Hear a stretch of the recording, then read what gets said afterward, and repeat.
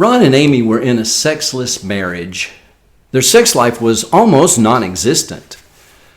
According to an article in USA Today, a marriage is considered sexless if a couple is having sex on average once a month or less. Ron said, "I don't want to be in a marriage where we never have sex." Amy responded by saying, "Well, I don't want to be in a marriage where sex is all I'm valued for." Amy saw Ron's desire for sex as a physical need that made her feel used. Ron saw Amy's disinterest in sex as a personal rejection that made him feel undesirable. They were both stuck and beginning to lose hope that things could change. We used the couple's dialogue with the goal of helping them get a deeper understanding of what sex really means to each other.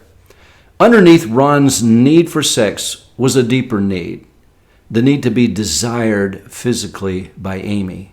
When Ron feels that Amy desires him sexually, it gives him a sense of well-being in all the other areas of his life. But if Amy's just going along with his need for sex with a sigh and a, "Okay, let's get this over with" attitude, that's a clear message that she really doesn't desire him. As a result, he doesn't feel like he's the one who can make her feel amazing. And this triggers in Ron deep feelings of inadequacy rooted in his childhood. Well, underneath Amy's lack of desire for sex was a deeper need, the need to be desired emotionally by Ron. Amy needed to be desired by Ron, but not just sexually. She needed to feel like Ron desires her emotionally, that he loves her for more than just her body. She wanted Ron to connect with her emotionally before expressing his love for her physically. They discovered they both needed a deeper connection emotionally and physically. Amy was more acutely aware of the emotional need, while Ron was more acutely aware of the physical need. The answer? Well, in order to revitalize your sex life, you have to revitalize your love life, L.O.V.E. I created an acronym for Ron and Amy, and I want to share it with you. L stands for learn what makes your partner feel loved. Use the caring behaviors exercise to learn specific behaviors that make your partner feel loved. Examples would be, make me a cup of coffee in the morning. Call me from work just to check in. Tell me I'm doing a good job. Help me, be with me when we're doing chores around the house. Spend quality time talking with me. Take a shower with me. Compliment me on how I look. Give me a back rub. Want to have sex with me. Bring an unexpected gift. Want to cuddle without having to have sex, and so forth. So think about the things that make you feel loved. Write those down. I feel loved when, and write it down. After you've made your list and gone through the instructions on the Caring Behaviors exercise page, study your partner's list. Learn what makes your partner feel loved. Memorize it and review it every day. So that's the L, learn what makes your partner feel loved. Second, O, offer these behaviors as gifts every day. Do at least 3 of these things on your partner's list every day. Offer these behaviors as a gift. When you do these acts of love for your partner, a powerful shift will take place in both of your brains.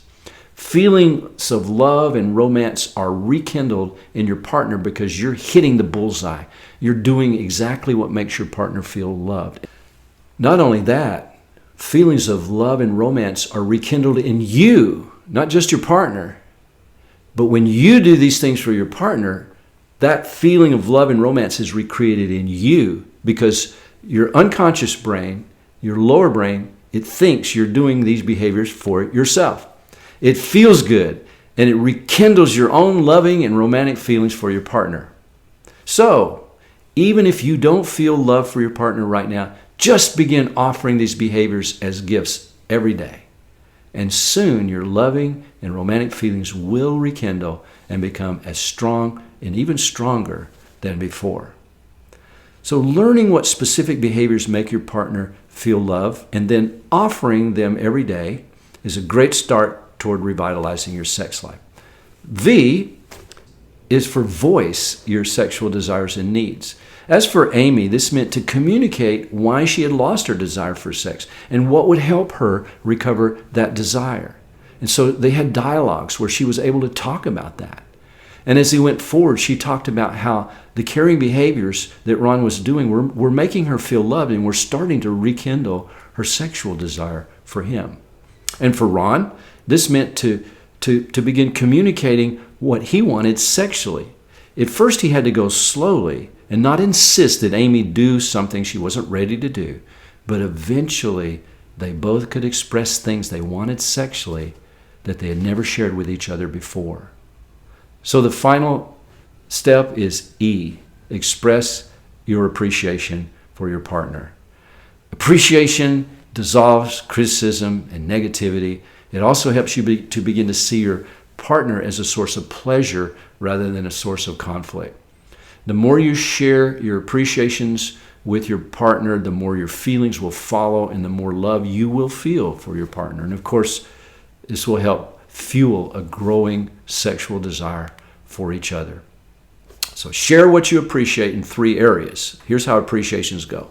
It can be how you look, be something you did, or some character trait you appreciate. Do this every day using the 4 powerful appreciations tool where you do an appreciation at each of the 4 critical moments of every day.